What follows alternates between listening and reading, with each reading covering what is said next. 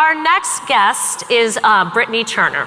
She is the founder and CEO of Aerial Development, a Nashville-based residential and commercial development company that aims to revitalize urban neighborhoods and tackle social issues. Now, she began flipping houses at a very early age, wearing multiple hats as homeowner, agent, and rehabber. Her real estate career took off, quickly growing into a multi-million-dollar business. She has since formed multiple companies under the Aerial brand. Her mission is to elevate people and places. Please welcome Britnie Turner.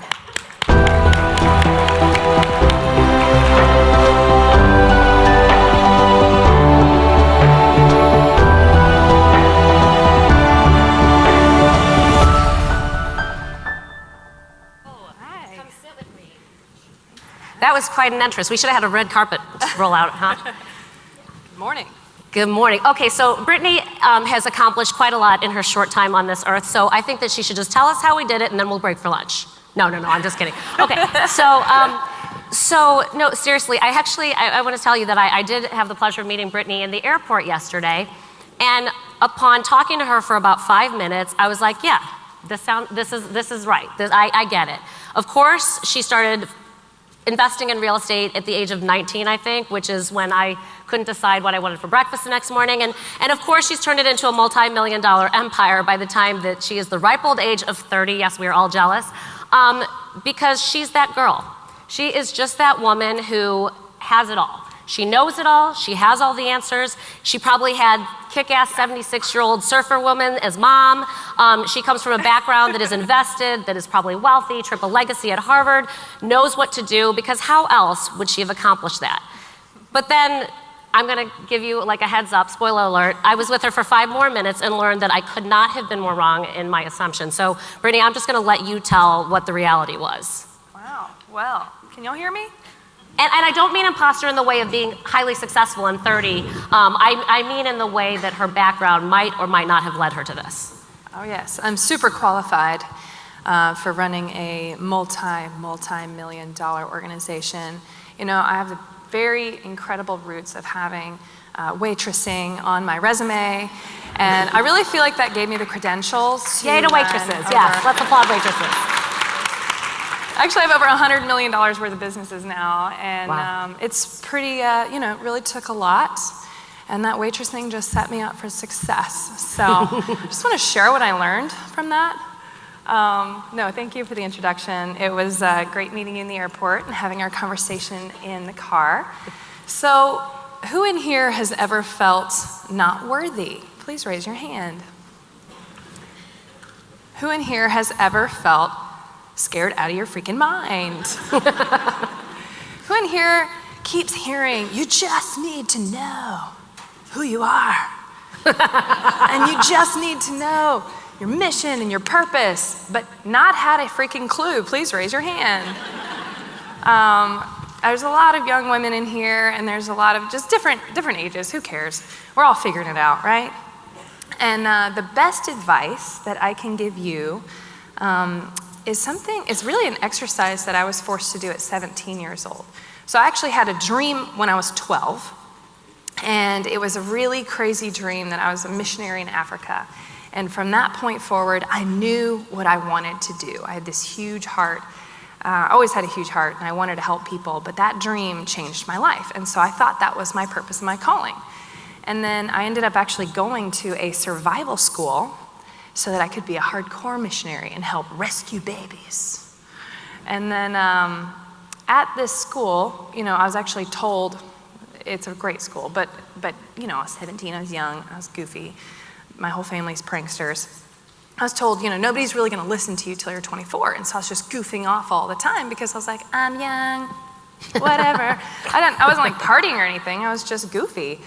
And at 17, they actually made us write our eulogy. It was actually a leadership school as well, and they made us write our eulogy. A eulogy is what they say about you when you're dead, if somebody doesn't know. And I wrote that out, and it changed my life forever. And that is the #1 thing that I advise people do when they're trying to figure out their purpose. Because when you write out what you want said about you when you're gone, all the BS goes away. All the, I want to learn 7 languages this year. All right, what really, really, really matters to you the most? And then find those common elements and figure out how to make those statements true every day. And so if you haven't written that down, write your eulogy, because you'll figure out really quick what matters most. And so at 17, I realized that I wasn't doing anything to make those statements true. And I massively changed my focus. And that's what it is. So at 12, I thought I knew what I wanted to do. But I realized that God is a freaking good God. And he only gives you one piece of the puzzle at a time. Because if you saw the full picture of your life and how much you could do through him, by the way, I don't care what you believe. Y'all asked me to speak. So apply it however you need to. But if you saw the magnitude of what you were capable of, you wouldn't believe it. You'd be so scared and you would have no faith that you would never take that first step. And so what I have found is God's pretty practical. He'll only give you one piece of the puzzle at a time, and as you begin to execute on those puzzle pieces, he gives you the next one. And sometimes he gives you, and they're all come in the form of desires and passions and stuff like that. And I've learned to give myself grace, because sometimes he'll give you a piece of the puzzle that you're not gonna really figure out how it connects till later. And a lot of people live their life in this like angry disappointment that, oh, I really wanted to do this thing, but it's not happening. Well, just realize God is a good God, and sometimes it just hasn't happened yet. So hang on to that dream, hang on to that vision, and don't let it go. And so I'm very practical. I also have a really, I think of the future, I never think of the past. And so I've actually taken all those dreams and all those visions and all the things that are really important to me, and I put them on a vision board. And I don't care if it sounds cheesy. This is how you win at life. This is how you run over $100 million worth of companies by the time you're 30. And by the way, it actually, I think I had all this by the time I was 25. So it hasn't changed that much. And I started in the middle of the recession. And it sounds like, oh, you must have had a family. No, I freaking lived in my car. I lived in my car to get started. I worked for free for 9 months. I dealt with the drug dealers. I've been robbed. I've had to put 2 guys in jail. I've been sued more than 7 times, at least. I've been the front page of the newspaper. I've been shamed. I've had haters. What else? Let me think. Oh my gosh. That's enough. It's a lot. That's a lot. It's a lot. This has been a really, really hard journey. And the only way that I've been able to get through it is by keeping myself awake to what matters most. And so I'm just gonna give y'all some practical stuff if you want that. Y'all want practical or you want theory? Raise your hand. Practical? Theory? All right, we got one. I'll give you both, but mostly practical. Pretty much write your eulogy, figure out what matters most, and then turn it into a plan on how you can execute on that every day. And then find pictures and turn it into a vision board. Put it up on your wall, look at it every freaking day. Every day. If not, life is hard, especially if you're responsible for a lot of stuff, and you're gonna get knocked out of the game. You'll forget what matters most. And so I literally look at this every day, and I'm like, oh yeah, that's what I'm doing, instead of wanting to quit when it gets hard, because I forget that this isn't about just me. So you had this driving force that Elise and I had just discussed, and what you supplement with that is this reminder. You have this vision board that reminds you of your driving force to keep you going, even when you had to live in your car and get arrested or arrest other people. No, not get arrested. She didn't say that. Make sure that other people got arrested. Sorry, no. Get other people arrested, have to deal with drug dealers, whatnot. But you fought all that, and a couple years after you first started investing in real estate, you started Ariel, which now is this empire, and there's all these different business ideas underneath it. It is so much more than real estate investment. It wasn't, like you said, your passion wasn't necessarily to do real estate, it was to use capitalism for good, right? So tell us about Ariel, what it does, what the mission is, and what all these different businesses do. Yeah, so I wanted to be a missionary, right? And then I worked 5 jobs at a time so that I could go on mission trips every year, because this is my calling, right? And so I'd go on these mission trips every summer from like 13 on, and I mentioned this last night, and I felt really bad, because I just kept getting really pissed off. And I'm like, God, I feel so bad. I'm supposed to be like on a mission trip here. And I'm just mad the whole time. And I'm like, I don't feel like this is you, Lord. But that frustration, you should totally write this down. This is genius. Instead of, if she says so herself. It's that good. Frustration is the driving force for all inventions. And I teach all the young women in my organization that whatever you get pissed off about is an invention. And it's the lead of a movement, it's a new company, whatever it is. And so whatever you're frustrated about, it's actually because you have a higher vision of the way things should be. And you're disappointed that they're not there. And so you have two options. You can become a hater activist and just complain all the time. Or you can say, how do I translate my vision for a higher purpose into really the steps that make other people change what is. You know, my favorite quote ever is from Buckminster Fuller, and he says, you never change the existing reality by fighting it. You change the existing reality by creating a better model that makes the old model obsolete. And we're going to talk about how that applies to women and how we really create the change that we want to see as well. So I'm going on these mission trips and I'm frustrated because I'm going and I'm feeding kids or I'm building a school or whatever, and I'm like, I'm not really helping the long term. And so I was like, God, how do I really make a difference? And so the vision for Ariel originally was, all right, I'm gonna buy a house. I bought my first house at 18. And in the process of buying it, I found out you can flip houses. And so the original vision for even buying it was to have this thing called cash flow. Y'all know what cash flow is? We all want it. I did not know what cash flow is. So the bottom line is, if you buy a house and your mortgage payment is $900 a month and you rent it out for $1,200 a month, you get to keep that $300. And I was like, go on. If you do that 10 times, you can live in Africa and you don't have to send those sponsorship letters. And I was like, genius. So I'm gonna do that. And so that was my first plan, but then I found out that you can flip houses and make like $10,000, which is $1 billion to an 18-year-old when I'm hearing about this. If you save those chunks of $10,000, you could have $100,000. And that $100,000 can be the down payment on an apartment complex. And that can make you $10,000 a month. And I was like, yes. That means I can have orphanages and I don't have to ask anybody for nothing. So that was my first plan. And then after, again, going on these trips and getting frustrated and more frustrated and more frustrated, and I had a one trip, it was my last one before everything changed. I was in Costa Rica, and we put on a women's conference, and it was so sweet. These women had nothing. And they're so grateful. We brought them scrapbooks and or like notebooks, and they got to decorate them. And they're like crying, this is the nicest thing I've ever been given. And I was like, oh my God. And at the end, we were praying for everybody. And the last girl that I was praying with, I asked her name. And she couldn't answer me. And I asked the translator, hey, what's going on? And I found out that as an infant, she was sexually abused by her father, and her vocal cords were destroyed in the process.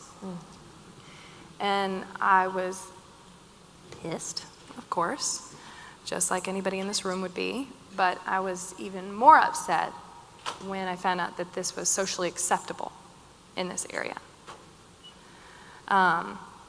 Just like the incredible woman we just saw up here, when you see things that you can't unsee, you want to do something about it. And I wanted to just go destroy this person. You know, that's the initial reaction. How can I just go destroy this horrible human being that did this to such a sweet girl? And I'll never, ever forget the hopelessness in her eyes. That was a life-changing moment forever for me, was because I looked in her eyes and I knew she had no way to ever get out of the situation she's in. Never. And I went back to my tent, I got on my knees, and I said, God, whatever it looks like, I want to be the one that comes back and makes this not happen anymore. Whatever it looks like. And that is actually when he said, I'm going to take you out of the mission field, I'm going to put you in business. And I was not happy about that. I associated business as super boring, corporate, cold, stuffy, you know. I'm just not that. You all get to know me, you'll realize I was the hardcore missionary chick, always wearing REI. They're not even a sponsor, by the way. You'd never find me with sleeves. I always had boots on and a bandana. Like, that was me. And I'd also built my identity, and everybody knew me as, oh, you say you're going to go do this thing. Anybody ever had somebody tell them what they're supposed to be? And so that was a big life change for me, and I didn't understand the plan. Another puzzle piece. Sometimes you don't have to understand. But I came back and I decided to buy my first house then. And I thought because I had a holy mission that God would just open the doors, right? Anybody had a holy mission before? Well, I bought that house in 2007, the end of 2007, literally the month of the crash. And I had actually Googled what colleges teach you how to be a real estate investor. Nothing popped up. Can you imagine that? And so I was like, oh, I guess I'm not going to college. So family wasn't pumped about that. They actually, a lot of them didn't talk to me for 2 years, and I'm very close to my family. I'm one of 6 kids. And so I started this journey of, well, if I've got a holy mission to build orphanages and not have to ask anybody else for money, then it's all going to work out great, right? Wrong. I want to encourage you that just because it looks like doors are closing, sometimes it's just the obstacles you have to overcome to have the muscles to be able to exist at a higher level. And this is a quick trick, actually. Sorry, this is a good one. I finally figured it out. Everything that you run to when you're terrified and insecure, be it alcohol, be it a boy, be it Instagram, whatever you escape to, is everything you have to let go of to be able to operate at that next level. So just remember that. It's like literally your quick identifying list of, oh, I have to give that up to be able to be given this next level of authority. Does that make sense? All right. So I'm going to try to stay on track. No. So and there's so much to take in for sure, and I love all your great advice. So you were inspired by wanting a socially, sort of social justice platform is what you began with, and then you decided to become a business person. There are some people who just want to invest in real estate for the sake of investing in real estate, and there is nothing wrong with that. I'm sure, likewise, nobody would be upset if they could use their power and their money, their resources for good. What would you say to everybody who wants to go into business for business sake in terms of why sort of socially conscious business, value-based business is not only doable, but it's the way of the future? I absolutely believe that 100%. So I started mine because, again, I had a bigger mission. And I was impatient because I'm in business, and I'm like, how does this apply to my greater vision? Remember, whatever you have in your life, make it serve you. I have my impatience, serve me. So my impatience for wanting to help people, I asked myself, all right, well, if I have to be in business, how do I do this and still fulfill my purpose? And so I audited my life, and you have to just realize you got to give proportionally, because especially depending on your background, if you've come from nothing, or if you think it's bad to have money, get that crap out of your head, first of all. I always thought that. I literally struggled with this forever, but I realized money is a resource, and it expands whatever it touches.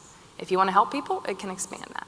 If you throw it at poverty, it'll expand poverty. But if you throw it at opportunity for people who have none, it can expand that too. So money's just a resource. It's not your God, whatever. It's not going to control you, and all your poor friends are going to warn you about it. Just whatever. So socially conscious business is the way of the future. People want to be part of something bigger than themselves. And my impatience led me to constantly ask myself, what do I have? And how can I use it for good? Literally, do I have a car? Do I have a business? Do I have a house? Do I have an Instagram account? Whatever it is that you've been entrusted with can be used as a force for good. And I'll literally lock my team in a room called the Fort at the office. We have a fort because every incredible business needs one. And we constantly audit our life. All right, we've got a 10-acre piece of property. What can we do with that? We Google, what are the top issues in Tennessee, and how can we address those through creating an environment that everybody exists in? Whether you like it or not, developers create an environment that everybody exists in. So how can we be intentional? I can change your life because I designed this differently. So there's a lot of really fun things you can do, and my vision has expanded on this journey after going through everything that I've gone through. I now see, after a trip that I took in 2013, I went back to Africa, And I got to see this incredible place that it was an orphanage and it was done really well. And these kids had the ability to dream again. But these guys are just business guys. They bought all this land, and instead of just building an orphanage on it, they actually bought enough land for a cow farm, chicken farm, and vegetable garden. And not only did it employ locals, teach kids real skills, feed kids good food, but they sold the excess in the marketplace, and it covered the overhead. And I saw that when we were developing our second site, that all these businesses moved in around this orphanage site, and this was the top area that people were selling their kids into sex slavery for $25. Their little 2-year-old babies. That's how desperate they were. And because we were developing a second orphanage, we actually created a thriving economy. And it hit me that real estate development done well can create hope in hopeless places. And so that's actually how I became an urban developer. So my story quickly is I wanted to learn the business. I ended up having to work for free, lived in my car on and off for about 9 months, totally starved it out. I was really skinny though. I looked good. And after, you still look good. Thanks. I work on it. No, just kidding. So I worked for free. After 9 months, I finally did my first house by myself. Everything went wrong, but I had learned to work to learn, not just to earn, and that has been one of my biggest secrets, because I still freaking do that. I still do it. I still find the greatest people in the world, and I figure out a way to serve them, not in a manipulative way. But if I want you in my life, it's because I believe in what you're doing, right? That's how you find a mentor 101, by the way. Find someone who's doing what you're doing, find a way to serve them. If you're serving them, they'll probably keep you around. And so that's how I've been able to keep these incredible people around me. And I went from $0, totally broke, totally scared, having weirdos knock on my window in the middle of the night, to becoming the biggest rehabber in Nashville in the recession, and then the biggest infill developer in Nashville, and one of the largest mixed-use developers in Nashville and throughout the Southeast now in less than 4 years. Well, that's amazing. So, well, first of all, like you said, I mean, you said that business to you is boring, right? I think I agree that when, I don't agree with that necessarily, but I agree with the point that even if you don't think businesses are boring, in and of itself, if you have a social justice piece to it, people want to do something. People want to make a difference, and it makes it more interesting, and it makes it more worthwhile. And so I really appreciate that approach, and it really is the way of the future. You said something about all the people that you've surrounded yourself with, but truth be told, at the core of any successful business is a great leader. Clearly, I mean, just from knowing you for these few minutes, you can tell that you're a great leader, but you are not an island, and you have surrounded yourself, again, with people and resources and whatnot to have developed this multi-million-dollar company, $100 million company, right? So tell us a little bit, what's your advice on surrounding yourself with the kinds of people, the kind of team that you have? What other sort of tips for success do you have? Great one. Well, starting with your eulogy, you figure out what matters to you, and then you distill that down into all the things that you want to be great at. So let's say if it's the impact you want to leave. Well, who else is doing something like that? And remember, every human is imperfect, and they're going to let you down. So you only listen to people you want to be like, and in the area you want to be like that in, right? Because success leaves clues. So don't discount a person because they're imperfect over here, but they're great here. Just listen to this part. There's going to be a lot of voices that are going to want to speak into your life. And the hardest part is when they come to you in love. It could be your mom, it could be your sister, it could be whatever, but they're actually speaking fear into your life because you're trying something that they've never done or they have no experience in. The human brain is wired to keep you alive, which is to survive, not to thrive, and not to do anything outside the village. If you think about it, if you did something that got you kicked out of the village, you're going to get eaten by dinosaurs, right? So your brain is wired to make sure that your social circle accepts you. So how do you change your mindset for what is normal? That is the biggest thing. You have to change your subconscious for what is normal. And you can only do that by hanging out with people at that next level and normalizing what's regular. So when I was hanging out with rehabbers that thought that $5,000 was a lot of money to make on a house, guess what I made? $5,000. When I started hanging out with people who thought $100,000 was normal, I literally made $100,000. It was the weirdest thing. So I'm trying to hang out with billionaires now. I've upped my billionaire circle. So some real practical advice, if you don't have access to those people, you all have access to YouTube. right? Get on YouTube and listen to every single thing that you possibly can from the minds of the greats. Richard Branson is one of your mentors, so clearly it works. He is. What she's saying. We were, the woman up here, it was Elise Nelson. Right? Elise, yes, I keep wanting to call her Elise, sorry. Elise, she was talking about how they didn't even have Google to find other women, right? Well, you do, so there's no excuse. Every single morning I listen to one of those cheesy motivational videos. I don't care, because remember, it doesn't matter if it's cheesy. If it works, I'm gonna trick my brain into believing what these greats are. And I've actually been so blessed that now that I've got that mindset, it's interesting you actually attract other people that have that mindset too. And I've been able to hang out some really successful men. And so I've been undercover, ladies. I've been undercover like, why the frick are they winning? How are they winning? How in the world? Because we are way more organized than them. And this is not a war at all. It's never about we need to take them down so that we can rise. But I'm like, why in the world are they doing so much better in some areas? And historically have they? And to be honest with you, it's really one thing. They just believe that they can do it. We have this weird self-sabotage, and it comes from our heart of compassion. You got to realize whatever your greatest trait is also has these terrible sides to it as well.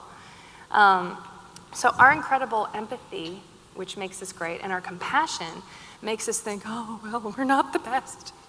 Or we're going to come off as too cocky, and we'll over-humble ourselves. And so I just want to encourage you to freaking start looking in the mirror and be like, you can freaking do this. You can do this. And then listen to those things, take all their ideas and apply them to yourself. So YouTube, honestly, is probably the best advice I can do. Find anybody you want to be like, listen to their podcasts, read their books, surround yourself with their mindset, whether or not you actually get to sit down with them. They're probably going to say it better in the YouTube anyway. You know, I know we do get in our own way. I heard a stat recently that when looking for a job, men will apply to a job if they fit 6 out of 10 characteristics that are or qualifications that are listed on the posting, and women only do if we satisfy 10 out of the 10. We get in our own way. It's a terrible statistic, but one that we can know, be aware of, and now we're going to go out and go forth and stop that nonsense. Luckily, we're going to get back on track in terms of time. So we're luckily going to talk to Britnie a little bit later in a new ideas panel. So we'll get some more from you. But ladies and gentlemen, Britnie Turner. Thank you. Thank you so much.